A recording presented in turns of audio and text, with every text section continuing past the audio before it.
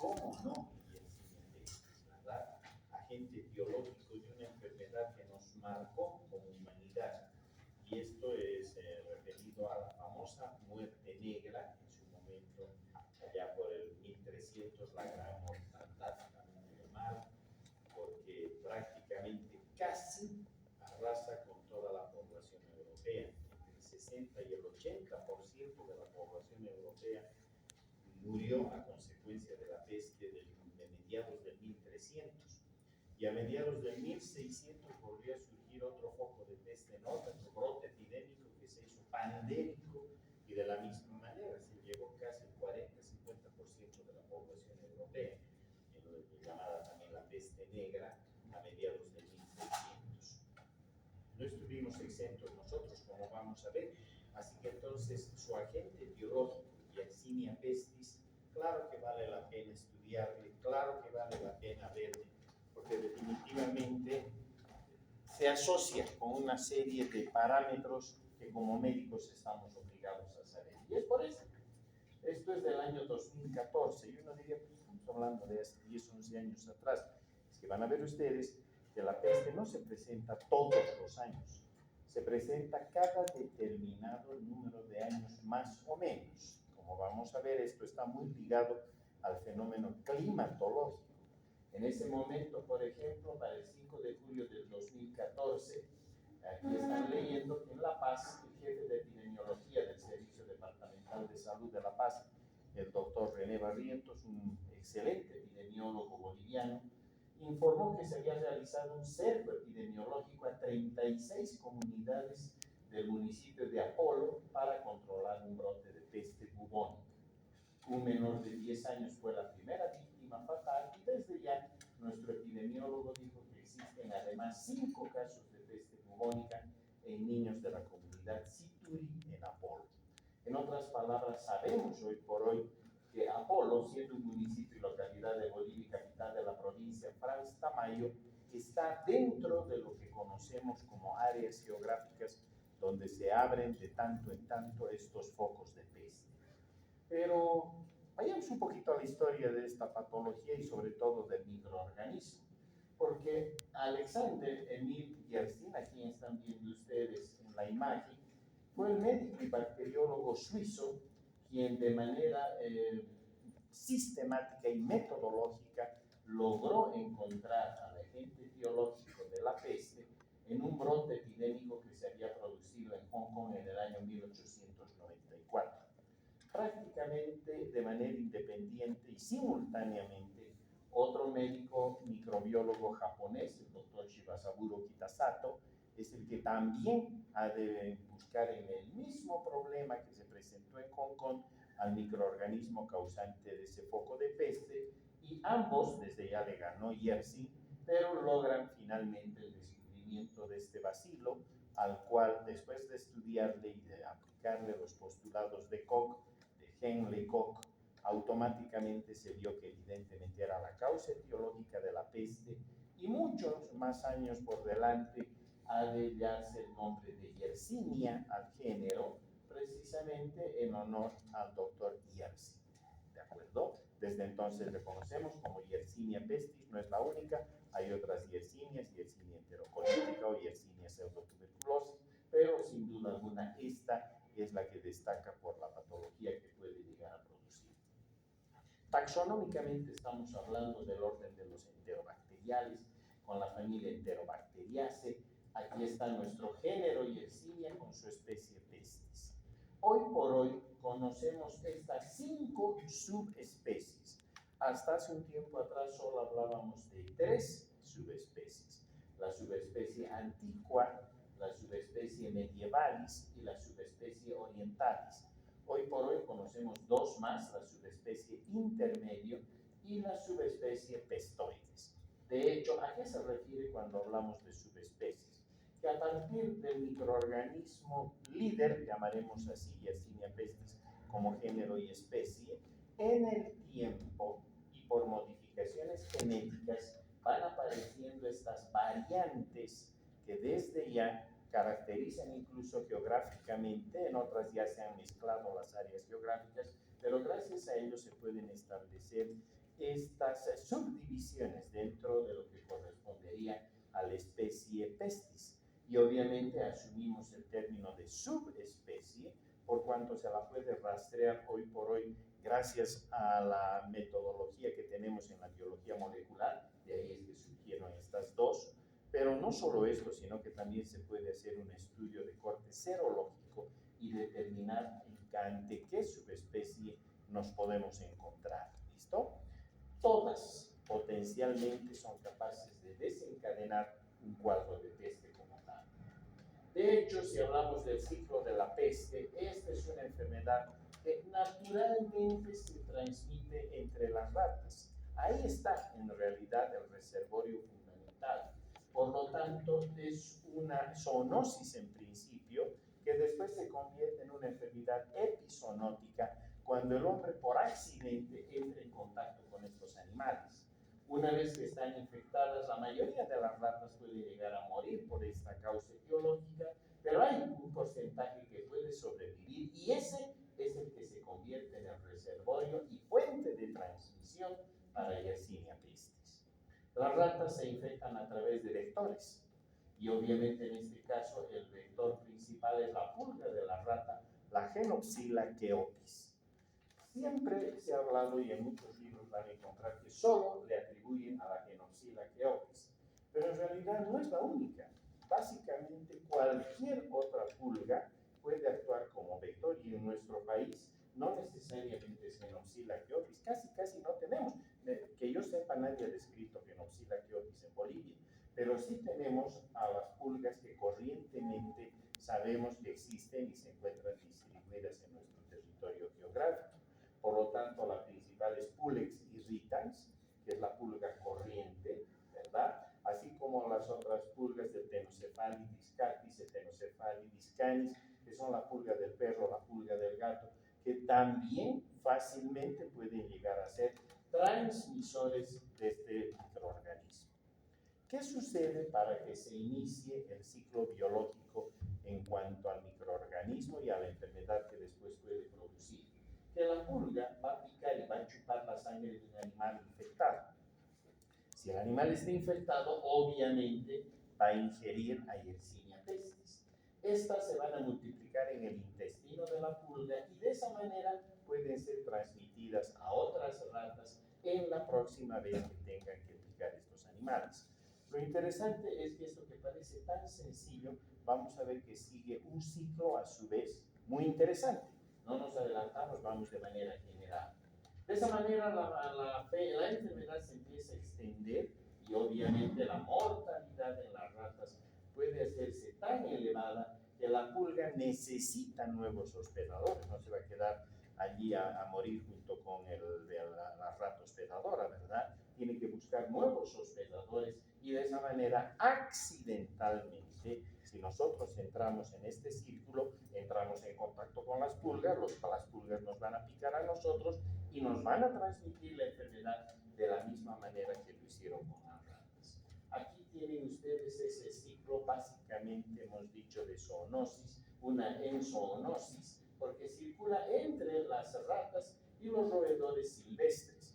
No solamente, repito, en este caso ya consideramos a las ratas, podemos considerar prácticamente a cualquier roedor, ¿listo? Y de esa manera entonces, vean ustedes, hasta las ardillas pueden quedar fácilmente infectadas con lo que corresponde a Yersinia pestis. El ciclo debiera circular simplemente aquí y ahí debería cerrarse, ¿verdad? La cuestión es de que nosotros entramos en contacto con estos animales a partir de las pulgas infectadas. Y estas pulgas infectadas son las que llevan la enfermedad a roedores que luego se van a poner en contacto con nosotros. Roedores que son peridomiciliarios o intradomiciliarios y, como no, también a partir de los animales que clásicamente se convierten en nuestras mascotas. Ahí nosotros hemos ingresado en el ciclo natural de la enfermedad. Acá ya nos podemos dar cuenta de un detalle. Para que la enfermedad empiece a circular en gran escala, porque normalmente lo está haciendo con frecuencia baja, ¿verdad? Está en la naturaleza y no tenemos mayor problema. Pero para que de repente empiecen a aparecer roedores muertos, es porque obviamente algo más está sucediendo. Y generalmente se asocia cuando los pulsos de temperatura se elevan. Al elevarse los pulsos de temperatura, obviamente también desencadenan modificaciones drásticas a nivel climatológico. Y por ejemplo, los ciclos de lluvias se aceleran y duran más tiempo.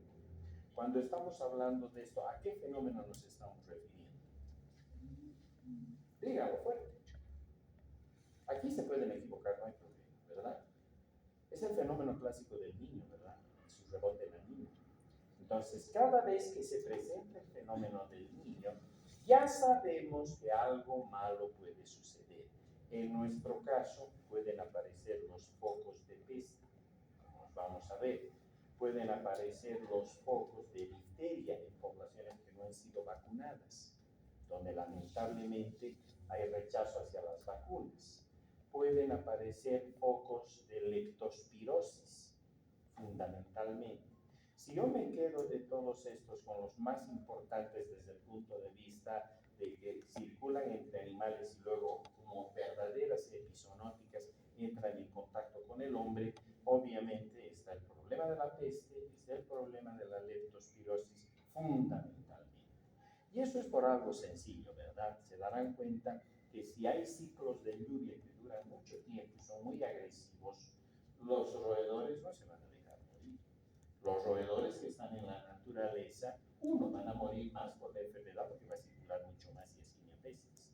Pero los otros roedores, y no solo ellos, sino también las pulgas, van a hacerse intradomiciliarias. Obvio, tienen que salvarse.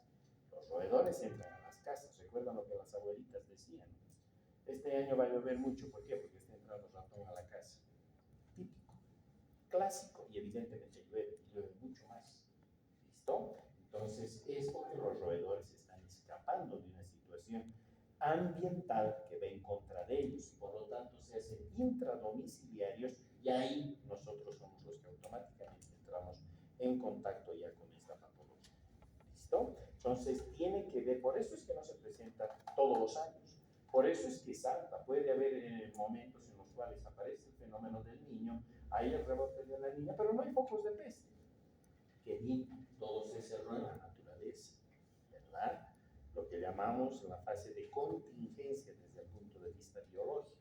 La casualidad, el azar hizo de que, por suerte, estas pulgas no entren en contacto con roedores que pueden entrar en contacto a su vez con nosotros o que lleguen directamente a nosotros, ¿verdad? Entonces ahí el foco prácticamente se cierra en la naturaleza. Pero hay otras oportunidades en las cuales esto no sucede así y lamentablemente se produce todo este paso y ahí empezamos a nosotros a caer también con la enfermedad. Por lo tanto, esta es una patología que tiene distribución global. No está solamente en Bolivia, ¿verdad? Está en diferentes países y ustedes pueden ver los países que reportaron peste entre 1970 hasta el año 2004. Este es un seguimiento bastante grande que hizo la Organización Mundial de la Salud y los CDC de los Estados Unidos. Y fíjense, estamos nosotros ahí. Compartimos esta situación con Perú, compartimos con Ecuador, compartimos con Brasil desde ya. Y esto es porque tenemos excelentes sistemas de detección temprana, porque si no tuviéramos esto, probablemente estaríamos como estos otros países que no tienen aparentemente circulación de Yersinia, cuando en realidad sabemos que sí hay circulación de Yersinia. ¿De acuerdo? Miren ustedes, en la región de los Estados Unidos también ya hay probables focos, además están asociados, como ustedes pueden ver, a nivel global. Por lo tanto, estamos hablando de una patología que es altamente probable que ustedes alguna vez la vean. ¿Listo? Para ello tenemos que estar muy atentos, saber qué es lo que puede suceder y, lógicamente, además protegernos, porque vamos a entrar en contacto con este microorganismo. Si hablamos del microorganismo, estamos hablando de bacilos gram negativos cortos. Les hacemos la tinción de gram, que es lo que yo miro. Bacilos cortos, regordetes, gram negativos. En algunos casos se pudiera advertir como si tuvieran dos polos, pero eso es muy relativo. Generalmente solo voy a ver bacilos cortos, gram negativos. Punto. ¿Listo? En todo caso, ¿qué necesitaría ahí? aplicar en el laboratorio lo que se llama el método tintorial de Wasson, pregunta de parcial, y que es específica para Yersinia porque nos permite detectar la bipolaridad. En todo caso, nosotros encontramos en estos microorganismos. Aquí está. Esta es la tinción de Wasson. Y ustedes están observando, vean ustedes, parecen ganchos de ropa o imperdibles, ¿verdad?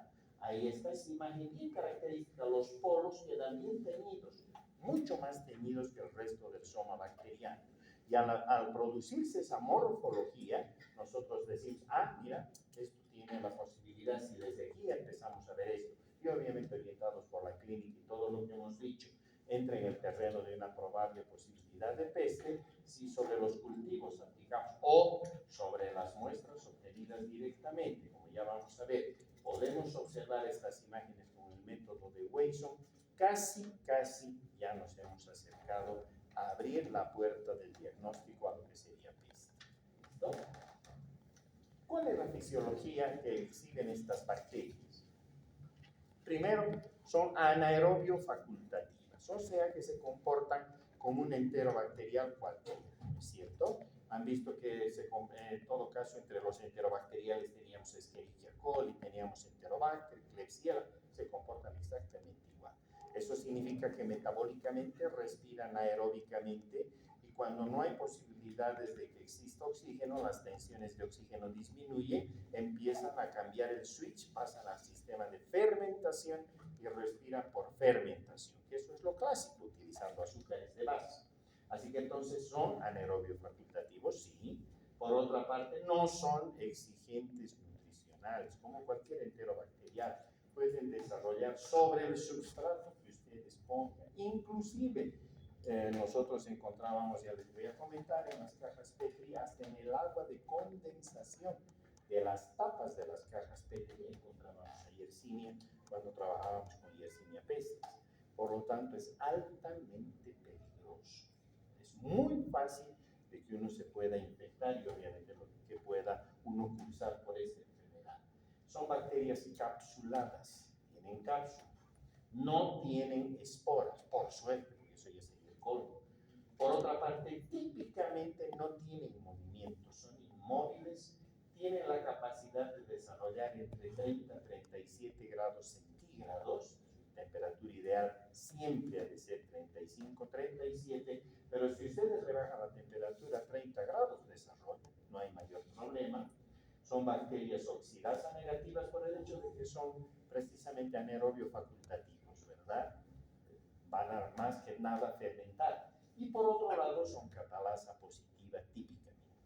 La imagen que están viendo aquí es una imagen clásica, la de los médicos de mediados del 1600 y hasta el 1700, sobre todo cuando a mediados del 1600 la peste golpeó Europa.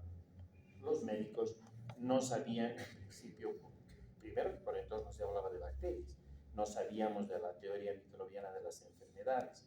Por otra parte, no sabíamos cómo se transmitía la enfermedad de la peste. Apenas sí teníamos una aproximación a la posibilidad de las ratas, pero no sabíamos cómo llegaba la enfermedad a nosotros y nos provocaba esos cuadros tan terribles que vamos a observar también. Por lo tanto, ¿qué hacían los médicos en ese momento? Tenían que colocarse trajes que les cubran por completo, no estaba mal hasta ahí la idea, y utilizaban estas máscaras con esa especie de picos largos, donde al final de los mismos colocaban algodones o trozos de seda con algo de perfume para de esa manera, según lo que se creía en esa época, evitar que uno se pueda enfermar. Obviamente eso es inútil, ¿verdad? Y más aún con todo el traje también uno se enfermaba. ¿Por qué? Porque junto a los pacientes o a los cadáveres revisándolos estaban las pulgas. Las pulgas pasaban a los médicos, los picaban y lo mismo que nada, ¿verdad? Pero ya era una forma de empezar a pensar en la posibilidad de protegerse. Esa es la clásica indumentaria de los médicos en las épocas en las cuales la peste hizo estragos. Pero si hay algo interesante para hablar de Yersinia, es el principio patogénico en el que se mueve. Es decir, ¿qué hace la bacteria para que la enfermedad se pueda desarrollar? Y para ello entonces tenemos una serie de factores que van a intercurrir para que se pueda presentar la peste en la persona. Más allá de la picadura, ya vamos a ver qué es lo que sucede, cómo finalmente el microorganismo llega a ponerse en contacto con nosotros, una vez que ya está circulando en nuestro circuito sanguíneo. ¿Qué es lo que va a suceder? Hay un juego de factores que van a provocar que la enfermedad se manifieste tal cual la conocemos. En principio es una bacteria gram negativa. Si es una bacteria gram negativa, en su superficie tiene lipopolisacáridos, ¿verdad? Los famosos LPS, en los cuales hemos dicho que radica fácilmente aquello que conocemos como las famosas respuestas en cuanto al carácter endotóxico que poseen. Por lo tanto, esa es una gran explicación de cómo la enfermedad puede manifestarse y provocar cuadros a nivel sistémico. Pero no solo eso, sino que tiene factores de virulencia, y esos factores de virulencia trabajan y funcionan de tal manera que aseguran el hecho de que el microorganismo pueda en principio además adherirse, por ejemplo, a los macrófagos. Se adhiere perfectamente a los macrófagos y lejos de que los macrófagos nos puedan defender, más bien se van a convertir en una especie de movilidades para ellos, para transportarlos de un lugar a otro. Habida cuenta de que estos microorganismos exponen sistemas de secreción de tipo 3, aquí está, que les sirve para prácticamente anclar en los macrófagos. Y una vez que este fenómeno sucede así, con toda la información a partir del resto de los antígenos que se va a suscitar y se va a expresar, invitan al macrófago a que éste pueda emitir los pseudópodos correspondientes, vean, puedan englobar a Yersinia, puedan internalizarla y hacerla intracitoplasmática. Eso debería ser lo ideal, ¿no es cierto? Porque una vez que sucedería eso, la fagocitosis se dispararía. Pero acá no pasa esto porque además se activan los antígenos B y W, que son antígenos que permiten que el microorganismo evada por bloqueo del sistema de la fagocitosis este fenómeno de defensa natural. Por lo tanto, al poseer estos antígenos BW, se cierra la posibilidad de que la fagocitosis pueda completarse de acuerdo a lo que ustedes ya conocen por lo que hemos avanzado en la parte de inmunología básica, ¿de acuerdo? Así que entonces no tiene mayor problema todo este sistema, además de las proteínas que ya vamos a ver, las IOP, con las cuales termina de adherirse el microorganismo, se produce la fagocitosis entre el microorganismo dentro de lo que vendría a ser en este caso los macrófagos, pero no se va a activar el fenómeno de la fagocitosis. Pudiéramos llamar entonces más como una endocitosis y nada más, ¿verdad? No se va a llegar a producir el fenómeno de la fagocitosis. Y de hecho, se van a poner en marcha otros elementos, como es el caso de las islas de patogenicidad, que ya se encuentran en el material genético de la bacteria y que le permiten expresar esto que están viendo aquí, que son las Yersinio o Yersinia bactinas. ¿Qué son estas? Son sideróforos. Cuando hablamos de sideróforos, estamos hablando, en otras palabras, de un sistema químico que permite atrapar, en este caso, ¿qué? Hierro. La bacteria, como cualquier otro elemento, necesita hierro. Y por lo tanto, en este caso, estos sideróforos capturan el hierro a partir de las células, a partir de la sangre, a partir de los propios macrófagos, y gracias a todo esto, el microorganismo puede sobrevivir y continuar lo que significaría el proceso infeccioso. Pero hemos dicho que no queda ahí, porque las proteínas de membrana externa, y aquí están las famosas IOPS, estas proteínas que le permiten el fenómeno de la adherencia a la membrana externa, y gracias además al sistema que hemos visto de secreción tipo 3, le permite a la bacteria quedar completamente adherida, invitar al macrófago a que se produzca la endocitosis, pueda producirse el sistema de pseudópodos que puedan ingresar finalmente a la bacteria dentro de las células, y con ello está cumpliendo su función este complejo, no es una sola, es un complejo de moléculas del sistema IOPS. Pero en el sistema, además, genético de la bacteria, tenemos plásmidos como material extragenómico. En estos plásmidos tenemos estos de 70 kilobases de tamaño, que son clave, porque ahí radica toda la actividad en relación a lo que son los factores V y W. O sea que si Yersinia no tiene este plásmido de 70 kilobases, no va a ser patogénica, no va a poder provocar enfermedad. ¿Listo? Por otra parte, estos plásmidos también, en el caso del PSP, tienen la capacidad de poner en marcha lo que son proteasas activadoras de plasminógeno. Y en este caso, ¿qué sucede? Cuando la pulga se alimenta de la sangre, por ejemplo del roedor, ingresa la sangre al intestino de la pulga, al proventrículo. Allí, Yersinia pestis lógicamente ingresa también. Allá estos plásmidos que están en Yersinia pestis ponen en marcha esta proteasa. Y en las pulgas, por la temperatura, 20, 25, 28 grados, las proteínas cumplen una función de tipo coagulasa. O sea que se coagula todo lo que está en el proventrículo de esa pulga. ¿Eso qué significa? Que no se va a poder alimentar más, pero la pulga está infectada, ¿de acuerdo? Como la pulga está infectada y no puede alimentarse porque todo ha quedado coagulado en su proventrículo, ahora estas pulgas van a pasar desde las ratas, más aún si estas han muerto, van a pasar hacia los humanos. En los humanos estamos a 37 grados centígrados. A esa temperatura, estas mismas proteasas dejan de actuar como coagulasas y más bien asumen una función fibrinolítica. Cabe decir que todo lo que estaba coagulado empieza otra vez a licuarse.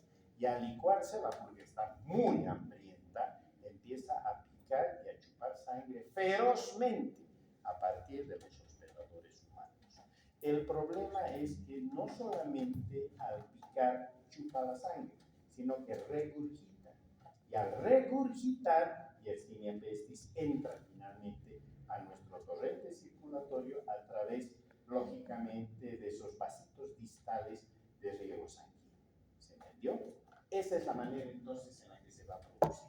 No son los únicos plásmidos, también tenemos estos otros plásmidos, los FLA o PMT, que en realidad tienen la capacidad de poder lograr la expresión tanto de proteínas capsulares, la F1, que determina de ayudar a Yersinia pestis, no solo en la adherencia, sino en el poder ingresar, en el poder internalizarse dentro de los macrófagos, pueden activar el sistema de pseudópodos, todo el citoesqueleto, las actinas y demás, van a ponerse en marcha para poder formar el pseudópodo y atrapar al microorganismo, pero ya hemos visto que eso no tiene sentido favorable, ¿verdad? Y finalmente las fosfolipasas, que son clave para que pueda sobrevivir Yersinia pestis. Les dota del resto de las opciones desde el punto de vista metabólico para poder trabajar dentro de los macrófagos o en los tejidos y de esa manera sobrevivir y obviamente poder multiplicarse. ¿Se entendió? Perfecto. ¿Cuáles son los cuadros clínicos? No pretendemos dar una cátedra de infectología, yo no soy infectólogo, soy microbiólogo, pero siempre es bueno saber qué es lo que pasa, ¿no es cierto? Y de hecho tenemos posibilidades interesantes. Una primera presentación clínica es la famosa peste bubónica, clásica además. Esta se va a producir una vez que las bacterias se introducen mediante la picadura, lógicamente se van a mover por el torrente sanguíneo hasta quedar atrapadas en los ganglios linfáticos. Ustedes saben que los ganglios linfáticos tienden a retener todo lo que es peligroso, ajeno, noxa, etcétera, ¿verdad? Es lo mismo que va a suceder en este caso. Pero estos ganglios van a empezar a aumentar de tamaño, van a empezar a aumentar de volumen, precisamente en la medida que empiezan a hacerse masas tumefactas, adquieren lo que llamamos el carácter de bubón. Y eso es lo que se puede ver, sobre todo en los ganglios de las regiones axilares, las cadenas axilares, como también a nivel inguinal. Pero no son los únicos, se puede encontrar esto a nivel de los ganglios retroauriculares, etc. ¿Listo?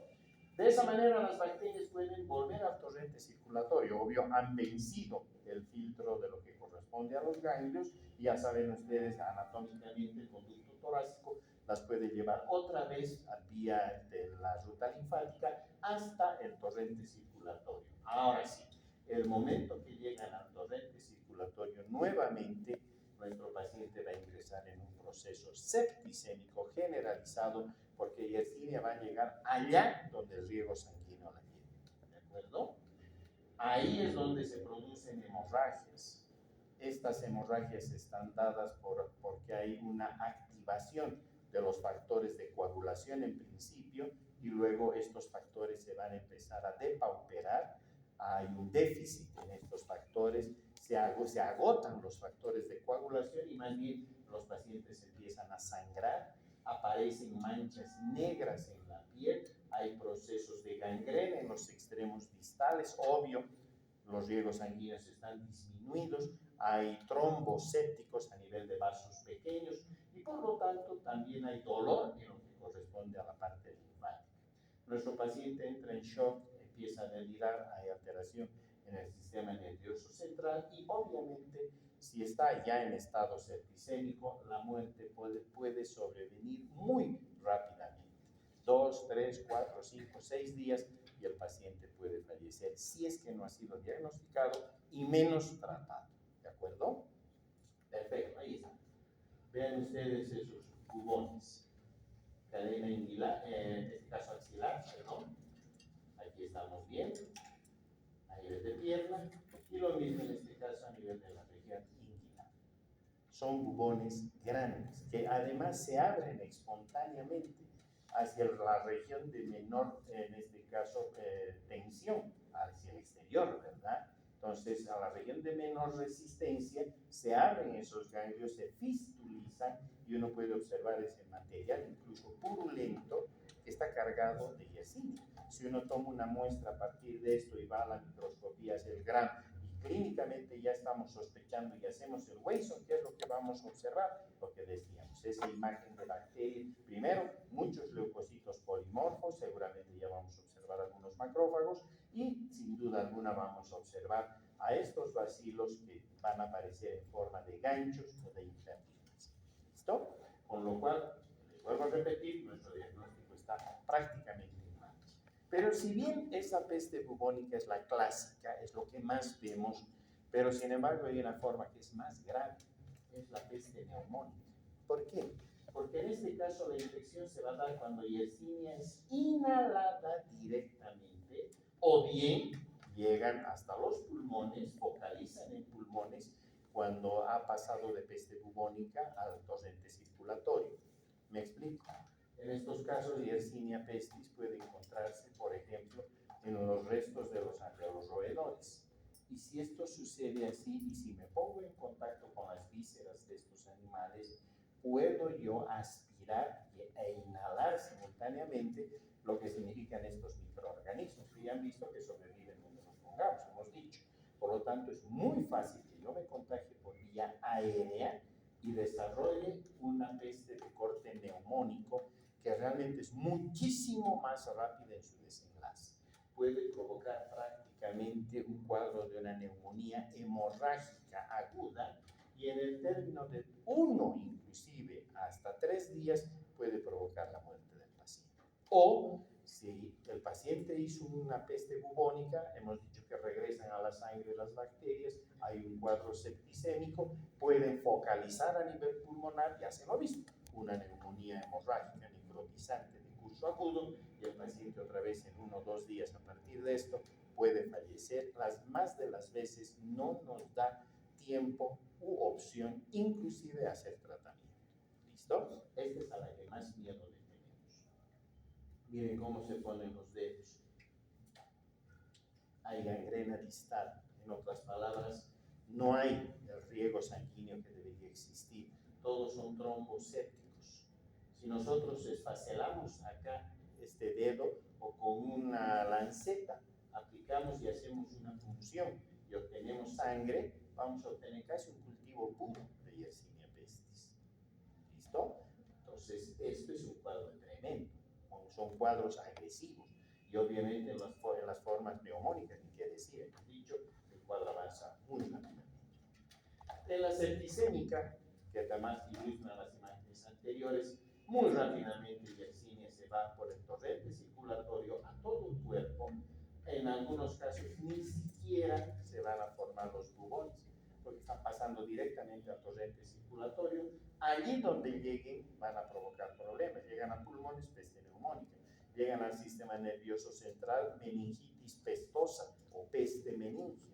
Llegan al área renal, van a provocar necrosis a nivel renal, van a provocar un cuadro de insuficiencia renal por peste, ¿de acuerdo? En cualquiera de ellos, lógicamente, la posibilidad de que sobrevenga la muerte del paciente es muy alta y los tiempos son muy cortos. Una vez más, las más de las veces no nos da tiempo a hacer el diagnóstico clínico que quisiéramos hacer.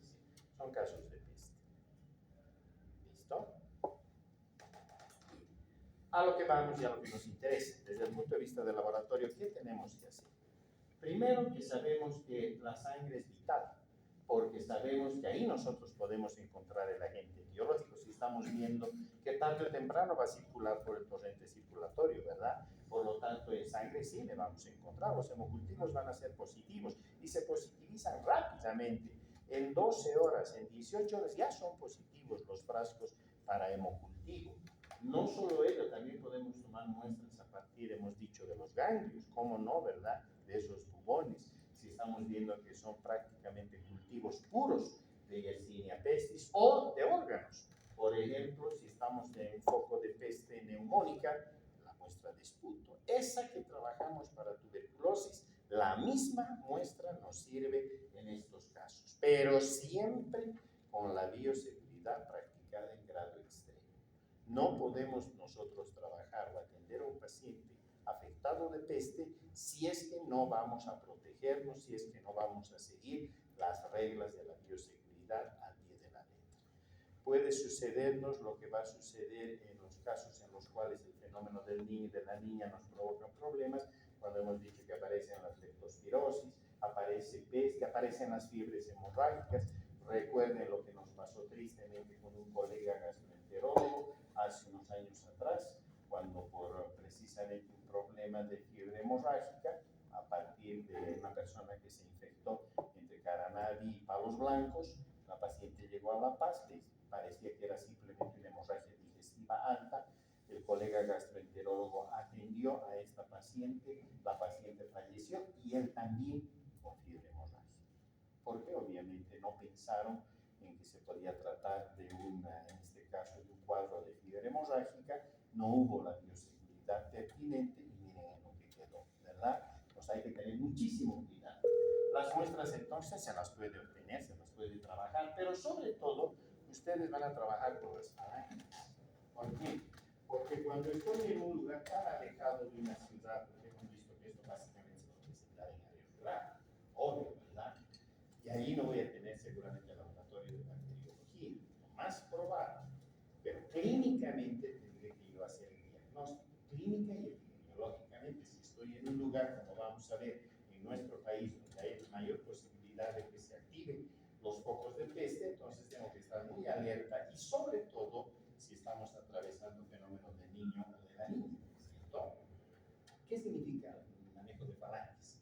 Significa que cuando los pacientes han fallecido y queremos hacer un diagnóstico certero, nos hemos quedado con la duda, ustedes pueden y tienen que seccionar las falanges de los dedos. Pueden seccionar incluso un dedo entero, ¿no? Cortan con el bisturí con toda la bioseguridad correspondiente. Y esa falange o ese dedo, mejor aún, lo introducen en un frasco, lo cierran, lo sellan y eso tiene que llegar al enlace. Si están en el lado occidental.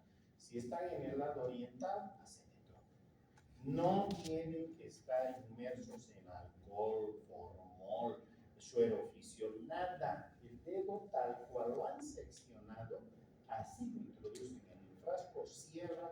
Mejor si ese frasco va dentro de otro frasco, ¿verdad? Pero lo ideal, como regla básica, sería que una vez que he puesto yo el dedo en el frasco que tiene el sistema de rosca y tapón, cierro perfectamente, envuelvo en papel higiénico, no vamos a tener aquí papel film, mucho menos. Me gasto un rollo de papel higiénico, ¿verdad? Lo envuelvo perfectamente y lo introduzco dentro de otro frasco, mejor si es plástico, ¿de acuerdo? Una vez de que hago esto, cierro bien, etiqueto como debe ser el recipiente externo, más el resumen de la historia clínica, y esto se tiene que ir al INLASA, mando al INLASA, o traigo al INLASA, o que la ambulancia traiga al INLASA, porque eso sí, todos los centros en área rural tienen ambulancia, por lo tanto la ambulancia trae la muestra, trae el resumen de la historia clínica, y en INLASA se va a hacer el trabajo de investigación y de detección si se trata de infección. Y si estamos en el lado oriental, el Centro Nacional de Enfermedades Tropicales, ¿de acuerdo?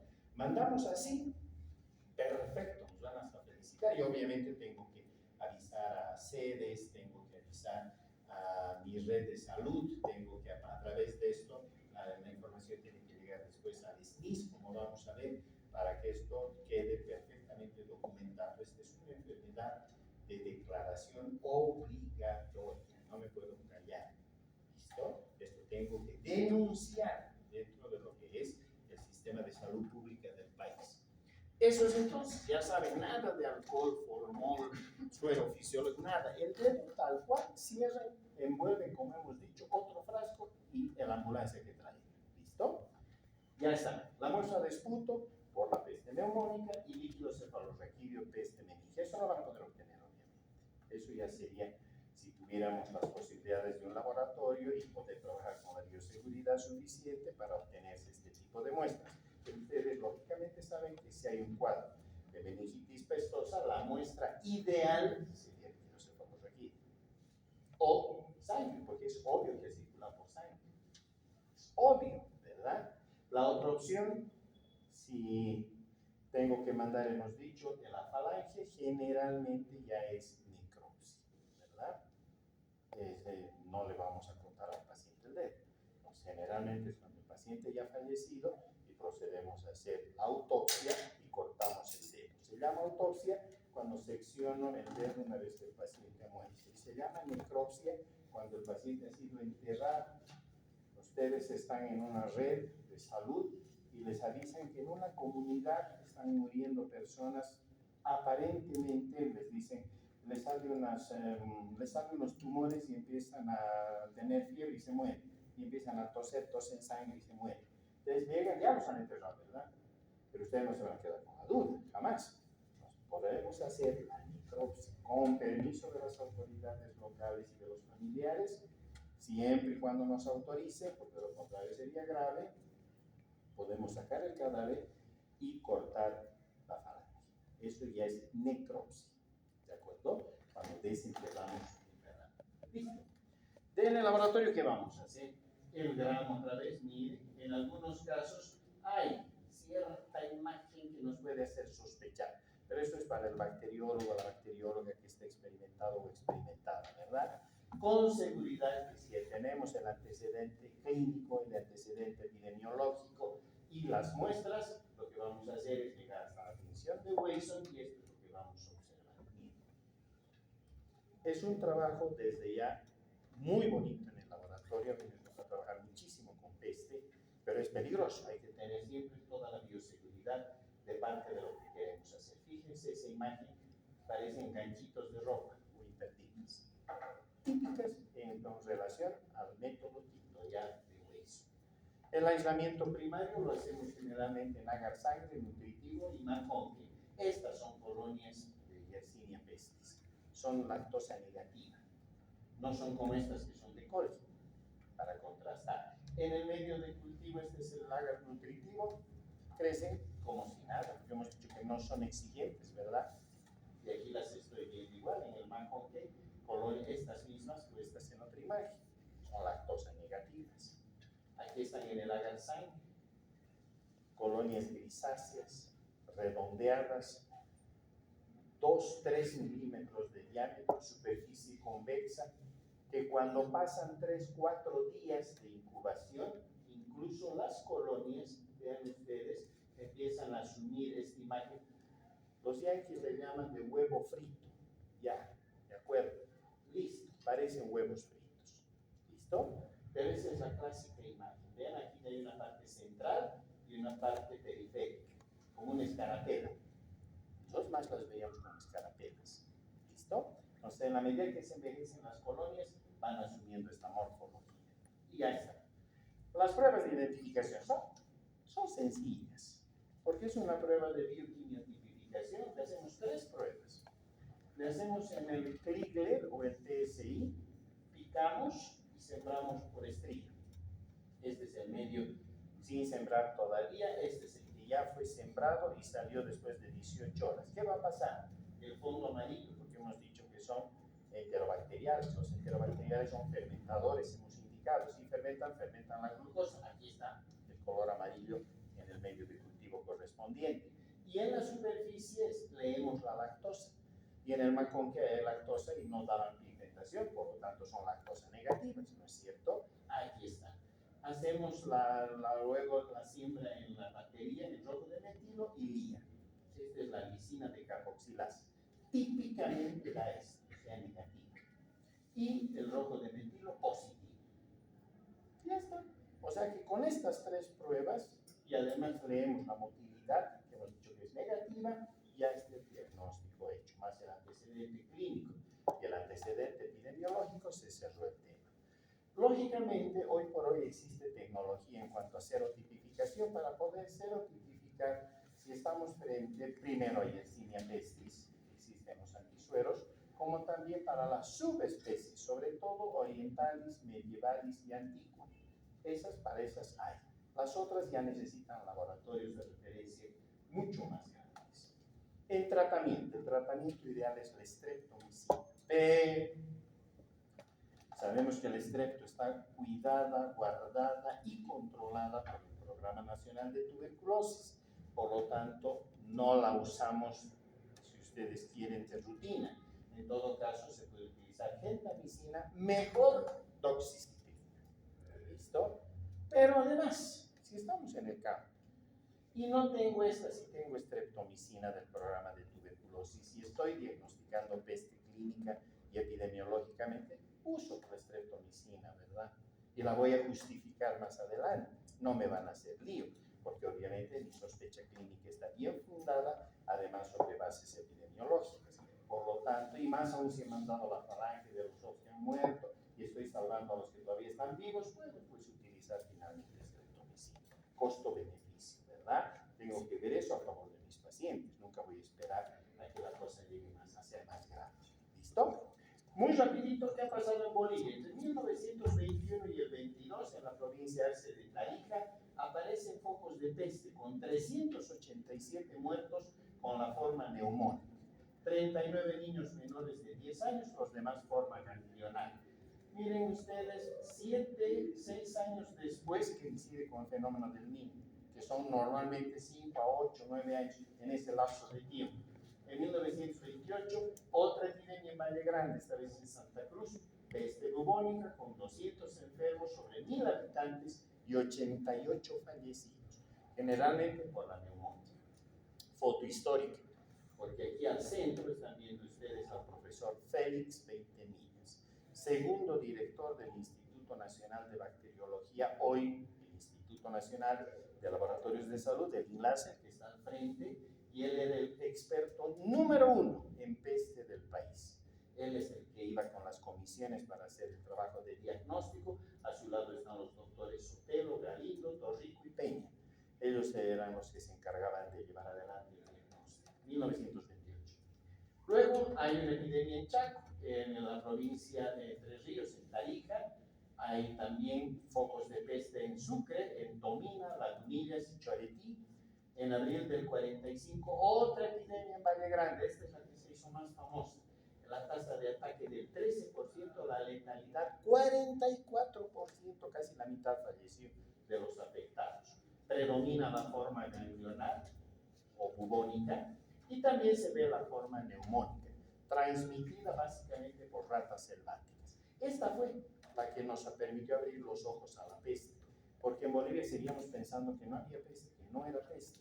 Es más, hubo un reto que se hicieron 2 personas.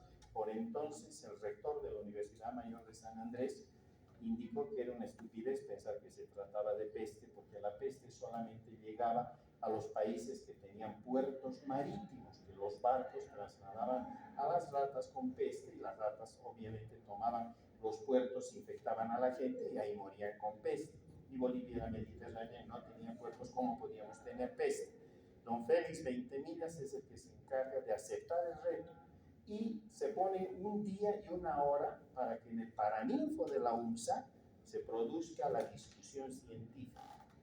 Entre tanto, Félix Veintemillas manda sus objetos coloreados y las cepas que había logrado aislar las manda a Santiago de Chile con el profesor Krauss, uno de los mejores microbiólogos que llegó de Europa para trabajar en Santiago de Chile. El profesor Krauss en menos de una semana confirmó los resultados del profesor Veintemillas. Le escribe una carta y le dice que sí, que eran verdaderamente microorganismos de peste, que había acertado al 100% y que en todo caso a partir de ese momento a Bolivia se la consideraba en el circuito de peste. Cuando se enteró el rector para entonces que esta correspondencia le había llegado a Félix Veintemillas y llegó el día y la hora en la que tenían que debatir científicamente en un duelo científico, llegó a la prensa, estuvo mucha gente en el Paraninfo, no se presentó el rector, solo el profesor Félix Veintemillas. ¿De acuerdo? Miren qué interesante. En la misma década de los 40 se empieza a utilizar el DDT precisamente para el control de pulgas. Al principio dio excelentes resultados, después un desastre porque el DDT tóxico y por otra parte las pulgas empezaron a seleccionarse y aparecieron mutantes resistentes que se defendían del DDT, por lo tanto dejó de ser útil. Para 1933, miren esos bubones. Todas son fotografías de los trabajos del profesor Veintemillas, en Tomina en este caso. El 86, esa es la epidemia en la que me tocó trabajar a mí, en Suyunga, cerca de Churumani, la aprobación Ilumaya, un equipo de fútbol del altiplano visita Ilumaya, juegan y cuando en la noche se quedan a pernoctar, comen en la casa en la que los invitan a dormir y al día siguiente empiezan a enfermarse uno tras de otro. En 2 días se muere casi todo el equipo de fútbol, se contagian otros más de Ilumaya. Nos toca ir y obviamente cuando tomamos muestras y las traemos a La Paz, inyectamos e inoculamos en ratoncitos de laboratorio en el instituto, las purificamos las muestras. ¿Por qué utilizamos los dedos, las falanges? Porque en la médula de la falange, si es septicémica, llega a todas partes, obviamente a la médula ósea también, ¿cierto? Entonces en las falanges, en la médula ósea, quedan las bacterias atrapadas en forma pura. Ahí no va a haber estafilococos, otra cosa, están puritas. Por lo tanto, uno entra con jeringas a las falanges con algo de suero fisiológico, muy poco. Inyecta un poquitito y extrae. Y esa especie de grasa que sale está cargada de dioxina. Uno hace las siembras, inocula en roedores, en ratones. En 2-3 días los ratones mueren, hígados tumefactos, vasos tumefactos. Cuando uno corta es como grosella, como mermelada, de mora, de lo que fue, ya, de cereza. Y sale esa masa, uno hace los frotis de emisión de Wilson y vemos lo que ustedes ya han visto. ¿Listo? Así que entonces ahí se confirmó perfectamente 12 del equipo de fútbol prácticamente entero y alguien más de Ilumaya, 13% de letalidad. El 96 hay otro brote con 27 casos de peste en San Pedro, en Apolo, letalidad del 15%. Y el SNIS ha registrado 5 casos, 2 niños y 3 adultos, también en Apolo, un año más tarde, 1997. Se arrastró el fenómeno niño-niña. Para la década del 2000, empezando el 2000, ¿existen focos endémicos de peste? Sí, comprobado en La Paz, Santa Cruz, Chuquisaca y Táchira. Así que cada vez que llegue el fenómeno de niño-niña, ya sabemos que se pueden activar focos de peste en cualquiera de estas 4 regiones. Hay que estar muy atentos, clínicamente listos y ya saben lo que tienen que hacer. Al final de cuentas, esta es una enfermedad que incluso ha provocado que existan muchas pinturas en referencia a la peste, incluida esta que se llama La Danza de la Muerte, y que la pintaron precisamente evocando lo que la peste podía provocar. ¿Listo? Ha sido un verdadero gusto, muchísimas gracias. Este año es mi última charla con ustedes, luego les toca al resto de mis colegas docentes, y solo quiero decirles que ha sido un privilegio el haber compartido este año académicamente con ustedes. Doctoras y doctores, pronto los esperamos en los hospitales, pronto espero a muchos y muchas de ustedes en la especialidad de la microbiología y la patología clínica. Muchas gracias.